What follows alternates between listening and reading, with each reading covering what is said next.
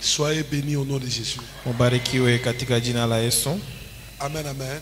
Amina. Nous voulons un peu donner un moment la parole de Dieu et puis nous allons prier ensemble. Tutaleta neno la Mungu na kisha tutaomba pamoja. Disons merci à Dieu pour sa grâce et sa protection. Tunampikia Mungu asante juu ya neema yake na ukingo wake. Nous allons faire cette route une semaine. Nous sommes au Golfe Malé, la Lubumbashi. Na tutafanya tena hii wiki mujima njia ya Lubumbashi. Merci à papa Ezras et maman Emily. Asante kwa papa Ezras na mama Emily pour leur amour et leur choix porté sur notre Père Saint. Juu ya mapendo na tumaini ile bariaka lui ya mtu wetu. Que Dieu soit béni pour la vie de papa et maman. On peut acclamer pour la kubarikiwa vie de papa et maman. Amen, amen. Amen. J'ai dit merci à tous les hommes de Dieu qui nous gèrent. Qui sont avec nous jusqu'à le dimanche. Papa et maman, toute l'église soit bénie au nom de Jésus. Nous allons continuer le travail qu'on a commencé hier par la grâce de Dieu. Ephésiens chapitre 6 verset 12, la Bible dit: car nous n'avons pas à lutter contre la chair et le sang, mais contre les dominations, contre les autorités, contre le prince de ce monde de ténèbres, contre les esprits méchants dans les lieux célestes. Marc 5 verset 2, nous descendons. La Bible dit: aussitôt que Jésus fut hors de la barque, il vint au devant de lui un homme sortant des sépulcres et possédé d'un esprit impur. Cet homme avait sa demeure dans les sépulcres. Personne ne pouvait le lier même avec une chaîne. Car souvent il avait eu des fers aux pieds et il pouvait le briser.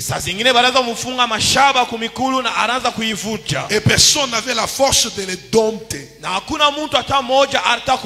Il était censé se nuit et jour dans les sépulcres, sur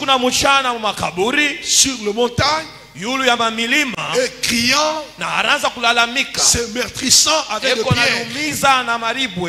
Ayant vu Jésus de loin, il a couru et se prosterna devant lui. Et s'écria d'une voix forte: qu'y a-t-il entre moi et toi, Jésus, fils du Dieu très haut? Je t'en conjure au nom de Dieu, ne me tourmente pas. Car Jésus lui disait: sors de cet homme, esprit impur. Et il lui demanda: quel est ton nom? Les gens aiment mon nom, lui répondit-il. Car nous sommes plusieurs. Et il le pria instamment de ne pas les envoyer hors du pays. Il y avait là vers la montagne un grand troupeau de pourceaux qui paissaient. Et le démon le prièrent, disant: envoie dans ces pourceaux afin que nous entrions en eux.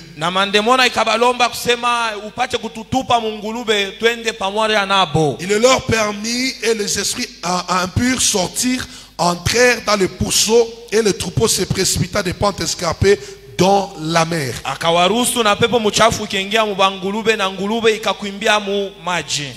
Il y en avait environ 2000.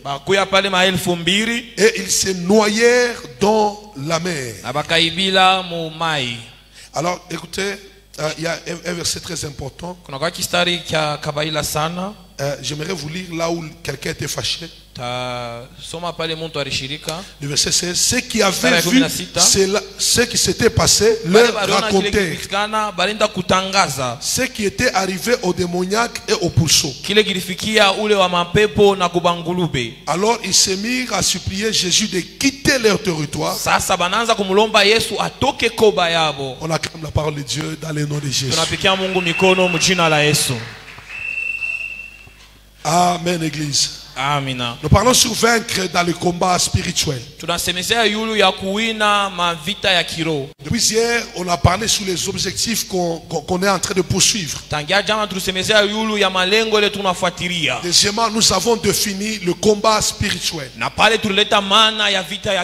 comme une lutte spirituelle entre deux personnes, deux royaumes ou plusieurs. Et ce combat était basé sur le principe surnaturel. Ou encore le principe au-delà de la nature. On a parlé de Pierre qui n'avait pas compris ce combat, il a coupé l'oreille de quelqu'un. Et Jésus a retourné l'oreille pour dire à Pierre que ce n'est pas dans la chair que nous avons le combat. Nous étions en train de parler sur les vérités bibliques, à savoir sur le combat spirituel.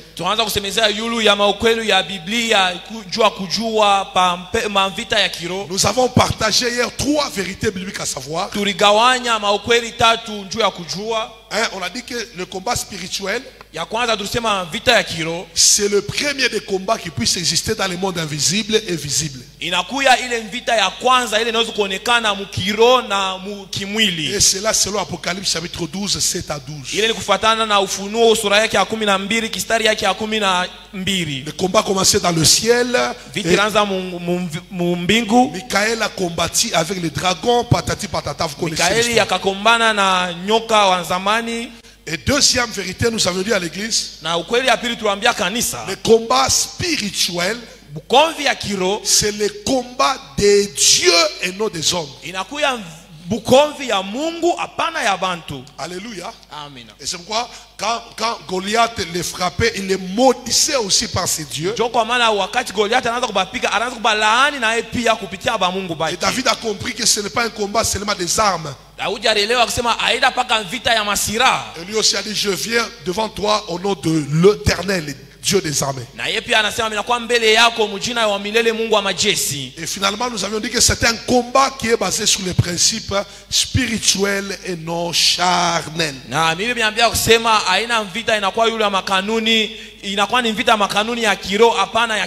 Il faut avoir la foi en Dieu. Il faut être obéissant à la parole de Dieu. Il faut combattre dans la crainte de son nom. Il faut faire la prière, il faut associer les offrandes, il y a beaucoup de choses à faire. Donnez-moi un bon amen. C'est là que j'ai dit à l'église, ce n'est pas un combat de l'âge physique, parce que Goliath était grand, petit David, mais derrière petit David, il y avait un grand Dieu qui lui a donné la victoire.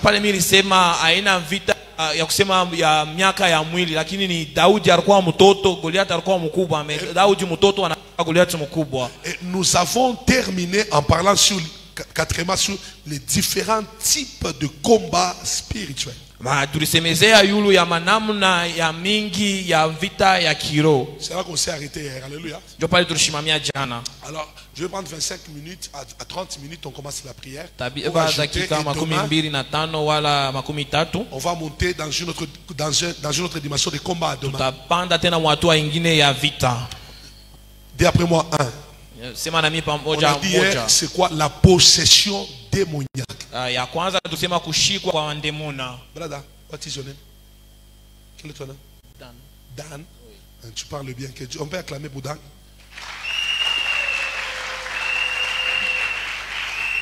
Non, vous ne sentez pas qu'il parle bien. Pour Chako. Chako. Bado. Munga orebi ba bien. Jusqu'à prochainement, on a tout dans sa kusema bien chose. Mariage ni amana Dan. Amen. Unatumikia Mungu na angalia kuna mkanisa. Alléluia. Amen. Que Dieu lui donne le Dieu des prophètes. Amen. Alléluia. Amen. Alors c'est bien de servir Dieu jeune. Alléluia. Amen. Alors nous avions parlé, le premier combat c'est la possession démoniaque. Et là on a parlé que c'est l'occupation illégale de ces esprits impurs ou démoniaques dans le corps humain. Et nous étions en train de parler du fou de Gadara. La Bible dit dans le verset 2 du 5e chapitre, lorsque Jésus sortit de la barque, un homme venant au devant de lui, mais il était possédé d'un esprit impur.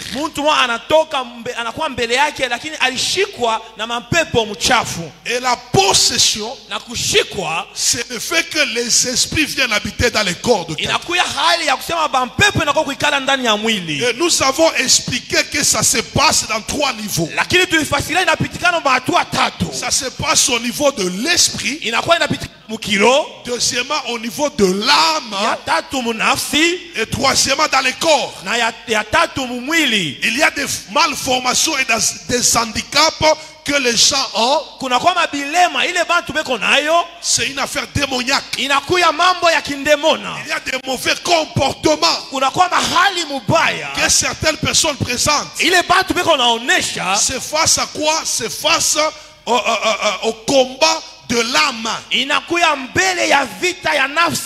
parlions hier sur l'iniquité et le péché. Le péché, c'est la transgression de la parole de Dieu. Tandis que l'iniquité, c'est le péché hérité. Une transmission qui parle et fait reproduire en nous la vie de nos pères. Alléluia. Dans Genèse chapitre 5, le verset 3, la Bible dit, Adam, âgé de 130 ans, engendrant un fils selon sa ressemblance, selon son image, et il lui donna le nom de Seth. C'est là que je dis que l'uniquité, c'est l'image et la ressemblance de tes géniteurs en toi, et qui te pousse à poser les mêmes actes et les mêmes défauts que tes géniteurs. Il y a des gens qui prennent l'alcool parce que c'est quelque chose qui est dans leur sang. Il y a des gens qui prennent 3 femmes parce que cela est dans leur gène. Ça fait partie du péché de l'iniquité. Abraham s'est retrouvé avec un enfant hors mariage, sans sa volonté, parce qu'il venait d'une famille où il n'y avait pas la présence de Dieu. C'est une famille idolâtre. Dieu a fait grâce à Isaac son fils. Mais Jacob est tombé dans le même péché. Il s'est retrouvé avec 4 femmes. Papa, sans sa propre volonté. Parce que lui, sa femme, c'était Rachel. Mais il s'est retrouvé avec Léa. En voulant récupérer Rachel, il s'est retrouvé avec 2 femmes. Et dans leur sang, il y avait un piège satanique qui les amenait à devenir polygame. C'était le problème de la stérilité. Abraham, en cherchant l'enfant, il est tombé avec Agar. Rachel était stérile, mais il a donné sa servante à Jacob pour avoir un enfant. Rappelez-vous que Jacob était un prophète, il a vu les anges.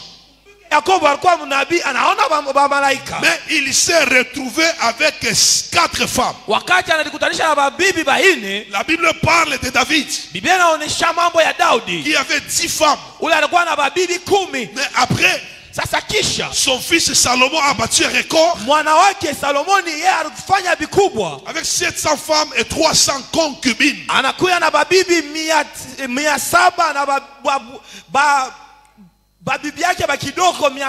Donc il faut apprendre à combattre l'iniquité en nous. Pour ne pas reproduire les défauts et les actes de nos géniteurs.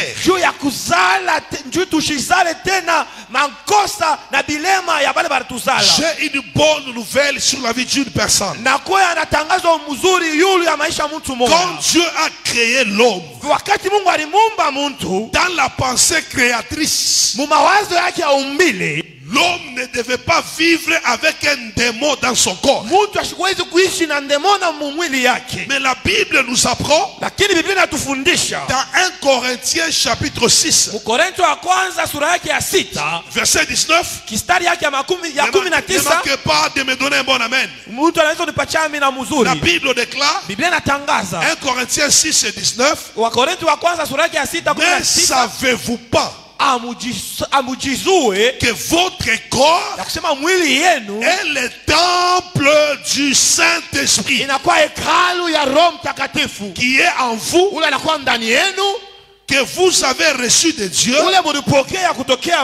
et que dès aujourd'hui vous ne vous appartenez pas à vous-même. À la lumière de la parole de Dieu, ce verset veut nous dire en réalité tout homme qui vit sur la terre ne doit pas être occupé par des mauvais esprits. Ton corps n'est pas le temple ou la maison des esprits. Mais ton corps est le temple d'un esprit qui est l'esprit de Dieu. Et l'esprit de Dieu ne peut jamais t'amener à l'impudicité.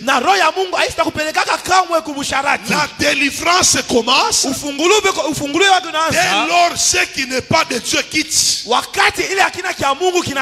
L'esprit de Dieu vient habiter en toi. Il est écrit dans Job 32, son verset 8. En réalité dans l'homme, c'est l'esprit qui est le souffle de Dieu, qui donne même l'intelligence. Cela sous-entend dans le corps d'un enfant de Dieu un démon qui reste dedans. Il est un occupant illégal. Il doit libérer ta vie. Tu dois être habité par le Saint-Esprit pour reproduire les actes de Dieu. L'image et la ressemblance à Dieu est maintenue et démontrée, manifestée par le Saint-Esprit qui est en nous. Donc ce matin, si tu laisses la place à la manifestation du Saint-Esprit, il va habiter en toi. Et aucun esprit ne peut te dominer en dehors du Saint-Esprit. Et la Bible déclare dans Genèse 2 le verset 7, la Bible dit l'Éternel Dieu forma l'homme de la poussière de la terre. Et cet homme-là, il était mort, cadavre, pour lui donner la vie. Il souffla dans ses narines un souffle de vie, et l'homme qui était mort devint un être vivant. La vie dans l'homme est maintenue par le souffle de Dieu qui représente le Saint-Esprit. J'aimerais dire à quelqu'un, si l'Esprit de Dieu vient habiter en toi, il va briser la vie de ta famille. Il va briser la vie de ta tribu. Et il va t'amener le règne de Dieu. Et ce matin je déclare, nous n'allons pas quitter cette église si le Saint-Esprit ne nous touche pas. La Bible déclare, marchez selon l'esprit. Et vous n'accomplirez pas les désirs de la chair. Les désirs de la chair, c'est quoi? C'est aller chez les devins, c'est avoir des incisions, c'est vivre dans le péché. Et la Bible déclare: ne donnez pas accès au diable. Le diable travaille dans la vie de plusieurs parce qu'il a les accès et les portes d'entrée. Ouvre ton cœur ce matin. Dans la prière d'aujourd'hui, sois baptisé du Saint-Esprit, sois rempli du Saint-Esprit. Parce que ce qui est légal, ce n'est pas un esprit de ta famille qui doit vivre en toi. C'est le Saint-Esprit qui doit vivre en toi. Je lève ma main droite et je déclare: il est écrit, il est écrit dans les derniers temps, dans les derniers jours, je répandrai de mon esprit sur toutes chairs. Vos fils et vos filles prophétiseront, des jeunes gens auront des visions et des veillères et des songes. Je prophétise dans la salle: tu seras une servante de Dieu au nom de Jésus. Tu seras un homme puissant, parce que tu ne seras pas rempli de l'ivrognerie, tu ne seras pas rempli de désirs sexuels, mais tu seras rempli du Saint-Esprit. Car la Bible déclare: ne vous enivrez pas de vin, c'est la débauche. Au contraire, soyez remplis du Saint-Esprit. Je déclare aujourd'hui l'immersion dans la puissance du Saint-Esprit. Je déclare ce matin le baptême dans la puissance du Saint-Esprit. Celui qui est rempli du Saint-Esprit, il parlera comme Dieu, il dira les choses, et ce qu'il dira arrivera au nom de Jésus. Le Saint-Esprit aujourd'hui, il prendra sa place dans ta vie. Parce que celui qui y habite, il est illégal, il doit laisser la place au Saint-Esprit. Tu me donnes un bon amen au nom de Jésus, que l'Esprit de Dieu vit en toi. J'ai une bonne nouvelle. Quand cet homme était possédé, sa délivrance a commencé quand? Quand il a rencontré le Seigneur Jésus-Christ, il a commencé à trembler. Car Jacques nous dit, même les démons savent que Dieu existe, et ils tremblent devant lui. J'aimerais déclarer: il n'y a qu'un Dieu devant qui les démons tremblent, et ce Dieu-là, son nom c'est Jésus. Et pendant que je parle, j'ai une bonne nouvelle. Personne ne peut rencontrer Jésus et sa vie rester la même. Parce que ces fous de Gadara, personne ne pouvait les maîtriser. Mais il y a un homme qui l'a maîtrisé, c'est Jésus-Christ. Cet enfant-là qui ne t'écoute pas, ce mari-là qui ne t'entend pas, ce n'est pas par le conseil, c'est par la rencontre avec l'homme de Galilée que sa vie changeait. Qu'est-ce qui s'est passé? Quand le fou de Gadara a été délivré, j'ai constaté une seule chose: il y a des gens qui étaient mécontents, parce que les esprits qui l'ont quitté sont allés dans les pourceaux, et les pourceaux les ont amenés dans la mer. Qu'est-ce que vous comprenez? Est-ce que la délivrance de quelqu'un peut nous faire fâcher nous? Mais quand le fermier est arrivé avec sa délégation, on lui a parlé que non,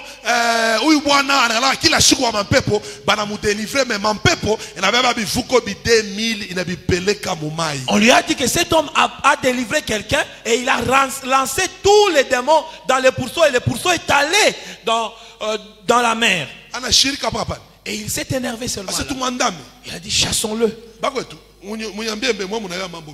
Peut-être vous savez, vous connaissez bien. Un porc coûte combien?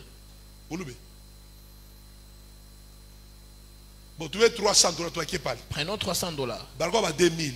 Ils étaient 2000. 300 000. Il y avait un capital de presque $600,000 qui a été perdu. Suivez-moi, je vais bénir quelqu'un. Qui a été perdu ce jour-là pour la délivrance d'une personne. Vous comprenez au moins? Jésus a accepté qui est la perte de 600 000. Mais pour que quelqu'un soit délivré, qu'est-ce que cela sous-entend? Les affaires de cet homme prospérer avec le toile du fou de Gadara. C'est celui qui était fou dans sa folie, possédé par des mauvais esprits, que les affaires de la ferme, les affaires de la ferme prospéraient parce que quelqu'un était un fou quelque part. Pendant que je parle, il y a des gens qui prospèrent lorsque ton enfant fait 50%. Il est directeur à Kiko parce que c'est l'intelligence des enfants qu'il joue avec. Quand on était fiancé avec ma femme, c'est une fille claire de nature. Elle avait sa forme naturelle. Elle a commencé à devenir noire et perdre sa beauté. Parce que dans notre église à l'époque, il y avait une sœur qui était au protocole, qui était sorcière, mais qui voulait être la femme du prophète.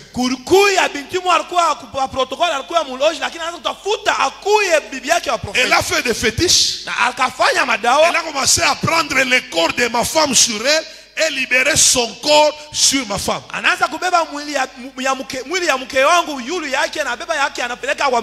femme commence à devenir sombre, une fille claire. Mais celle qui était sombre commence à devenir un peu claire. Elle qui était robot là, elle commence à devenir un peu Coca-Cola.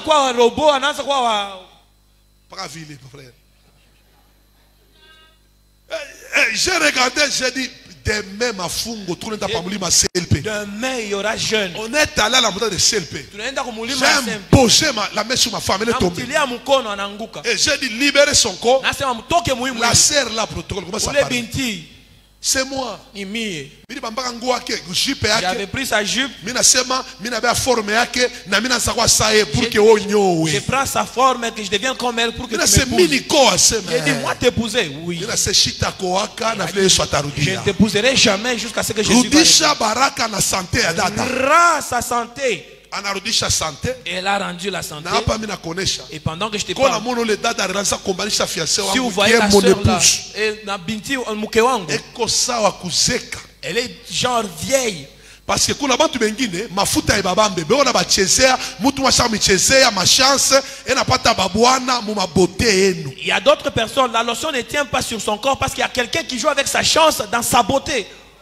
Si je parle à quelqu'un. Et tu me l'as na muntu. Mutu mwingine tu salama ye salama kumi ni mariage ya famille anacheza joue apate colonel moi tena au deuxième femme. Il y a d'autres personnes qui ils jouent avec la paix et des fois même dans la famille où il est colonel pour avoir la deuxième femme. On lui paye des parcelles. Pour que soit dur et que l'argent qu'on vous apporte. Il est ma grâce, c'est lui qui bénéficie ça. Et c'est grâce à j'ai une déclaration de feu. Je me dis de te dire. À partir d'aujourd'hui, il y a des gens qui vont chuter dans les affaires parce que leurs affaires étaient portées par ton étoile. À ta tête maintenant, celui qui est à tes femmes, celui qui est à Kamoa, avec nos étoiles, avec les étoiles de nos enfants, ce matin, avant de quitter la porte, il y a des étoiles qui vont rentrer dans la vie. Et quand ces étoiles vont rentrer, il y a des gens qui seront licenciés quelque part. Il y a des magasins Il y a des pharmacies qui vont prendre feu après ce culte. Parce que leurs affaires prospérer avec ton étoile. Tu me donnes un bon amen. Ton étoile est libérée au nom de Jésus.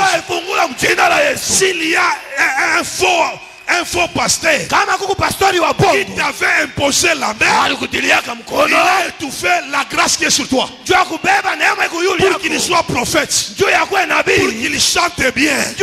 Aujourd'hui je déclare, la manifestation des dons sera authentique sur toi.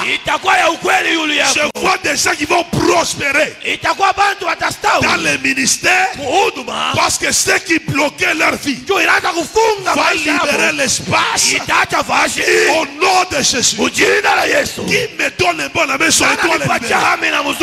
J'aimerais vous dire, ce jour-là, le fou de Gadara a été délivré. Lui qui était agité, on l'a retrouvé assis.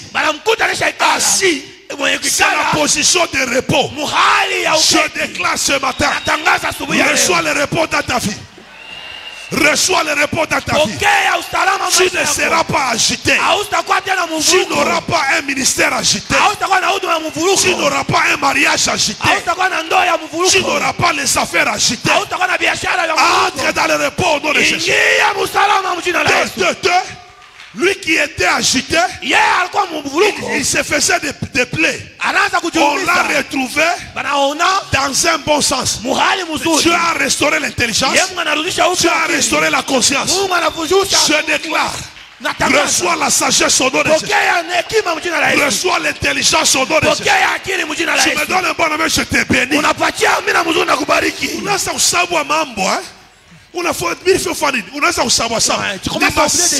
Combat spirituel. Ce sont des signes de combat spirituel.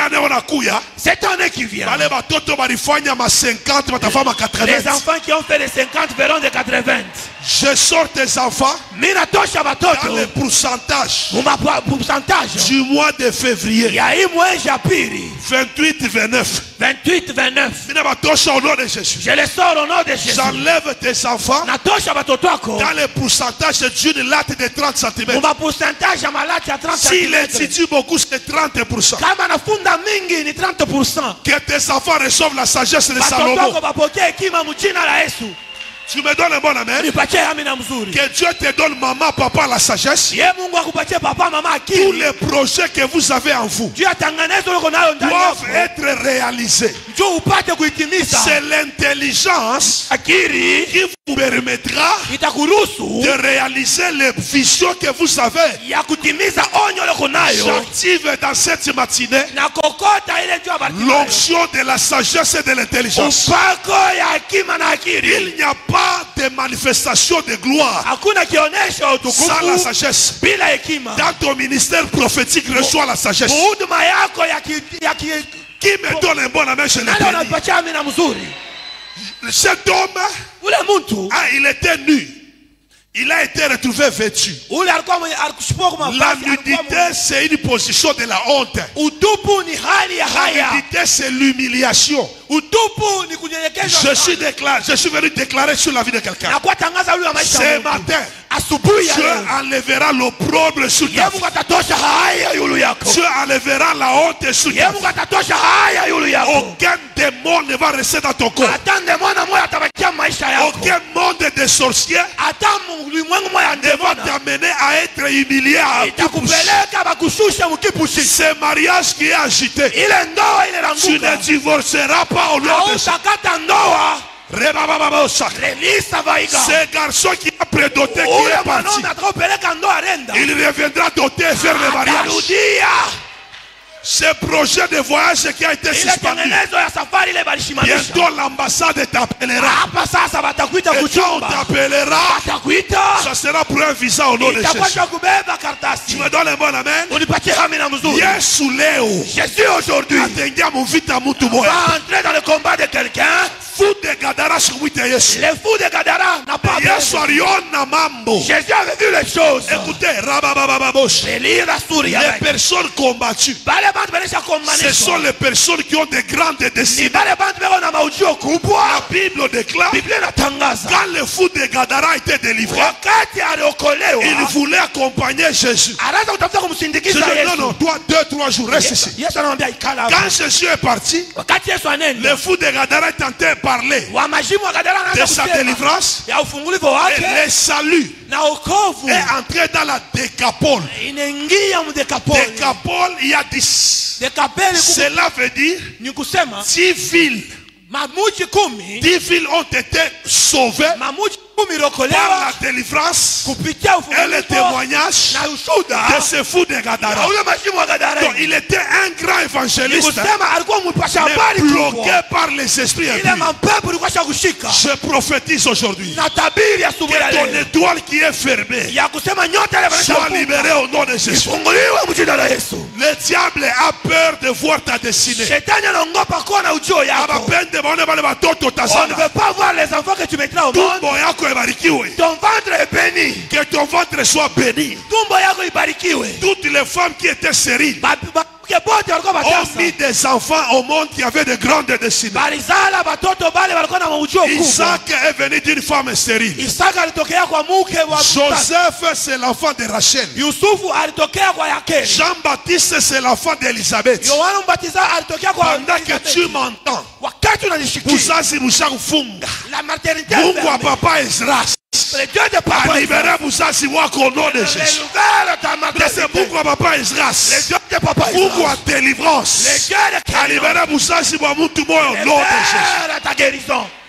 Pikia Yesu mikono ya Biblia. Acclame pour Jésus. Maraba seve. Oh my God. Alléluia. Amen. Je sens l'atmosphère qui bouge. Et le ciel est ouvert. La grâce va tomber sur une famille. Tout à quoi délivrer cette semaine au nom de Jésus. Vous serez délivré cette semaine au nom de Jésus. Si tu as tes combats aujourd'hui, ça va te laisser. J'ai déjà vu dans ma famille, très jolie. Elle travaille à la Vision mondiale. Papa, il n'y a pas de mariage. 40 combien, 44, elle avait 44, 45. Un jour, on l'a repéré par la délivrance. Masque de vieillesse tombé. Après quelques jours, un homme qui était veuf, qui est un juriste, l'a vu, est tombé amoureux. Elle a célébré le mariage dans l'église avec la robe. Quand la délivrance se passe dans ta vie, il y a des bénédictions qui seront automatiques. Automatiquement, des bonnes choses vont arriver dans ta vie. Dis après moi 2. À part la possession démoniaque, 2, il y a l'obsession démoniaque. Ça, ce sont des bases de délivrance. L'obsession démoniaque, c'est quoi? C'est la conviction des idées ou images qui s'impose à l'esprit de l'homme sans relâche. C'est-à-dire, c'est la conviction des images ainsi que des pensées qui s'impose à l'esprit de l'homme sans relâche. 2 Corinthiens chapitre 10 verset 4. Je le prends 2 Corinthiens 10 verset 4. La Bible dit: car les armes avec lesquelles nous combattons ne sont pas charnelles, mais elles sont puissantes par la vertu de Dieu pour renverser des forteresses. Alléluia. Il y a des gens, papa, les démons ne vivent pas dans leur corps, mais ils ont ce qu'on appelle l'obsession démoniaque. L'obsession démoniaque agit dans le domaine des pensées. Il y a des gens qu'on appelle les obsédés sexuels. Kama anona tout mama mo anona mamole, il faut anguki. S'il voyait seulement les mollets, celui-là doit seulement tomber. Il y a un pasteur il y a 15 ans. Lui, il était obsédé par envoyant les images impures. Chaque 17h, 18h, il va quitter chez lui à la maison. Il ne va pas emprunter les routes principales comme les grandes routes. Il va emprunter les routes secondaires pour que les gens ne le voient pas. Et il va commencer à visiter au-delà de 18h tous les cinémas dans lesquels on a déjà affiché les affiches de films pornographiques. Il est en cagoule, il est en chapeau, lunettes, la nuit là. Il arrive là où il y a un cinéma. Il regarde les photos. Son cœur est dans la joie. Et puis il quitte là-bas. Il va au deuxième ciné. Il arrive là-bas, il commence à regarder des photos comme ça. Il va rôder tous les ciné, papa, de la vie de Nikasi. Et il va rentrer vers 21h. Et quand il fait rentrer, il va chercher les routes où il y a les prostituées. Pour aller encore voir les prostituées qui ont des braseros, voir les jambes des prostituées, voir leurs jambes. Il va rôder dans ces avenues-là et puis il est rassasié. Il rentre. Obsédé. La pensée est déjà détruite.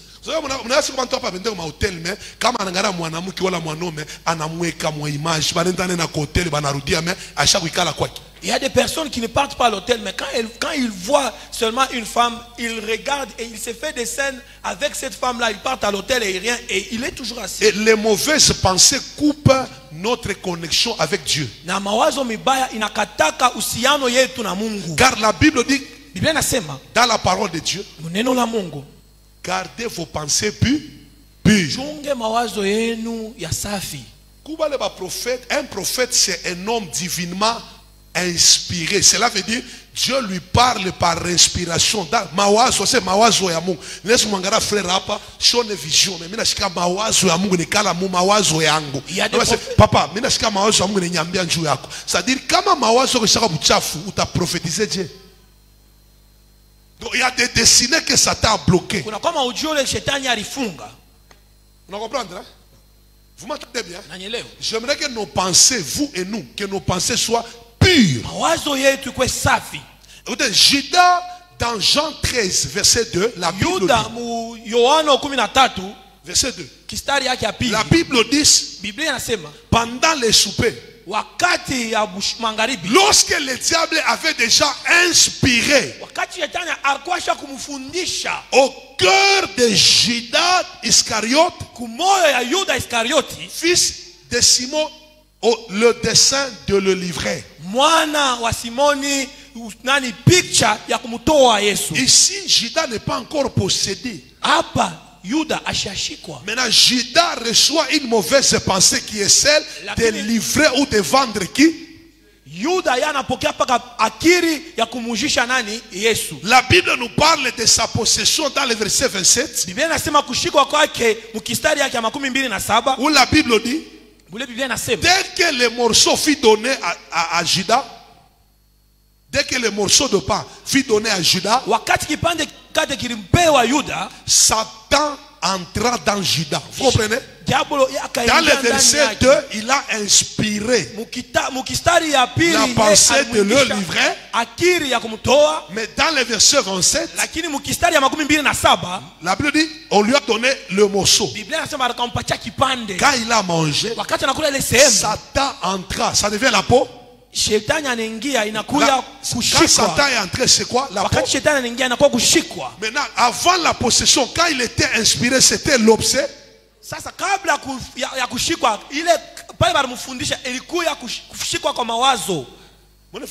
Vous me comprenez? Tu peux avoir constamment dans ton esprit la pensée de divorcer. Donc c'est toi, quand on te dit c'est ça que donc une pensée, ça reste en toi. Et puis tu le déclares. Parce que la bouche parle de l'abondance du. unaweza kuya ndani yako akili ya kuvunja ndoa. Ndio Biblia inasema ule moyo inasemezaka kufatana na wingi wa moyo. Et ce que tu déclares, tu le vivras, parce que la vie et la mort sont au pouvoir de la. Na bila kunatangaza utabiishi njoo uzima kupitia uwezo ya ulimi. Je veux conseiller deux choses l'église. Il faut jamais libérer des paroles négatives sur ta vie, ton mariage, tes enfants. Tashauria kanisa tangaze kamwe misemo mibaya ulu ya ndoa yako ya batoto wako. Parce que la parole que vous entendez, c'est une pensée qui devient, c'est une pensée qui devient exprimée. Il est possible d'être calme mais d'avoir les pensées qu'on n'exprime pas. Alléluia. Ne parle pas. Frère, pendant que tu me regardes, dis Jésus est grand dans tes pensées. Tu as dit ça dans ton passé. Que Jésus est grand. Est-ce que toute l'église peut dire dans les pensées Jésus est Seigneur? Jésus est Seigneur. Vous avez parlé? Alléluia. C'est comme ça que vous parlez. Quelqu'un peut regarder quelqu'un qui est habillé, ça ne convient même pas, mais c'est dans la pensée. Il y a des gens qui ne sont pas bénis dans nos églises et nous disons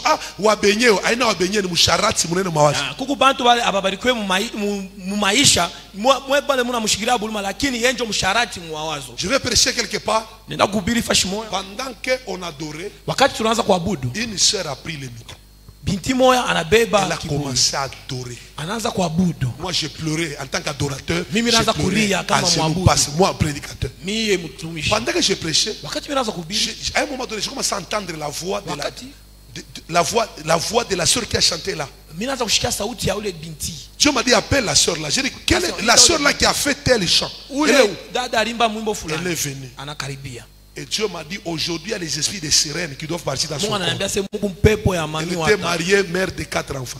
Nous l'avons délivrée. Et à la fin elle dit, moi tous les jours quand je suis dans l'église, toutes les personnes qui passent à la chair, je les vois sans habit. Moi je les vois sans habit. Et par jour, mon mari comme il travaille à Colosie, je dois coucher avec 2 ou 3 hommes.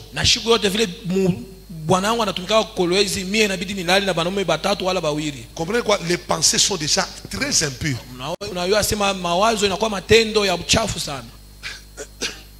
Il y a des gens qui paraissent être saints aux yeux des hommes mais qui sont des pécheurs aux yeux de Dieu.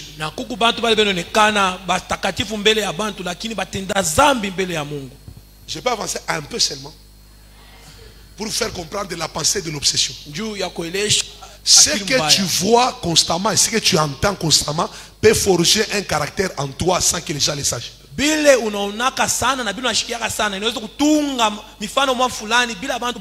C'est pourquoi il est écrit ne marchez pas selon les conseils d'eux. Ne vous arrêtez pas là où il y a les moqueurs. Parce qu'il y a ce qu'on dit qui s'assemblent font quoi? À cause de l'influence. Les oiseaux de même plumage. Ne reste pas avec les prostituées, ils vont t'apprendre la prostitution même si tu ne le veux pas. Si tu es stérile, mets-toi ensemble avec ceux-là qui mettent au monde parce qu'ils vont te donner cette grâce-là. Ça va? Vous savez, quand vous êtes chômeur, ayez des amis qui travaillent. Tu auras la foi de travailler. Ne soyez pas dans les groupes de chômeurs qui disent ah, lui ne nous salue pas parce qu'il travaille. Un jour, Dieu aussi. Il n'y aura rien parce que vous êtes tous les chômeurs. Personne n'inspire son ami. Je finis en disant que dis après moi Sodome et Gomorrhe. Dis après moi Sodome et Gomorrhe. C'était une ville qui était basée sur le péché, vrai ou faux? Maintenant comprenez de quoi je veux parler. Est-ce que vous savez que les filles de Lot étaient des vierges quand elles vivaient à Sodome et à Gomorrhe, vrai ou faux? Mais là où elles étaient, elles entendaient l'homosexualité, le lesbianisme, un papa qui sort avec ses filles, une maman qui sort avec ses garçons.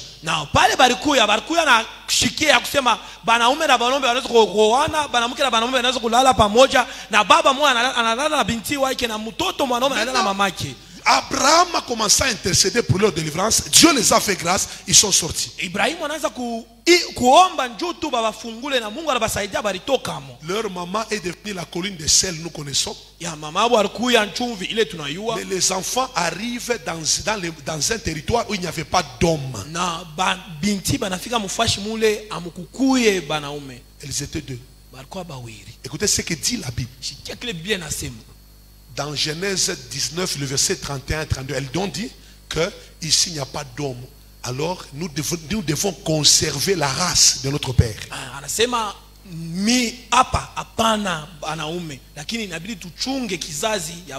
L'aîné a dit, je vais donner la bière, le vin alcoolique à mon père. Quand il sera ivre, moi sa fille biologique là, je vais coucher avec mon papa. Parce que s'il n'est pas ivre, il ne va pas accepter. Elle a fait ça. Elle est tombée enceinte. Elle a mis au monde un Moab, le père de tous les Moabites.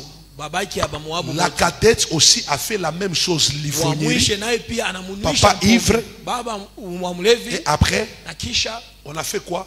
Elles sont tombées enceintes. Maintenant, la question est celle-ci. Vous imaginez une fille qui ne connaît pas d'homme, pour sa première fois, elle commence la sexualité, elle-même décide de faire l'inceste avec son papa.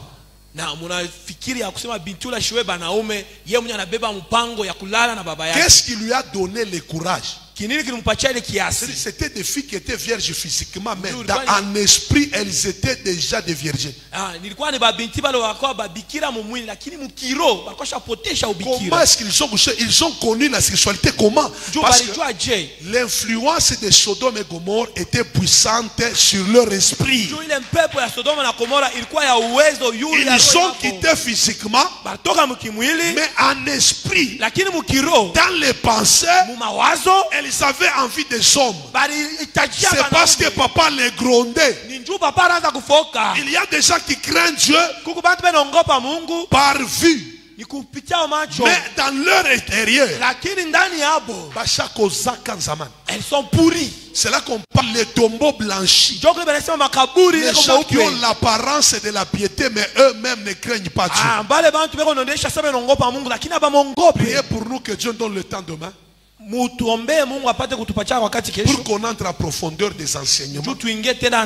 Parce que les enseignements apportent aussi la délivrance. Et la Bible déclare, vous êtes purs et sanctifiés par la parole que vous êtes en train d'écouter. Que cette parole te sanctifie.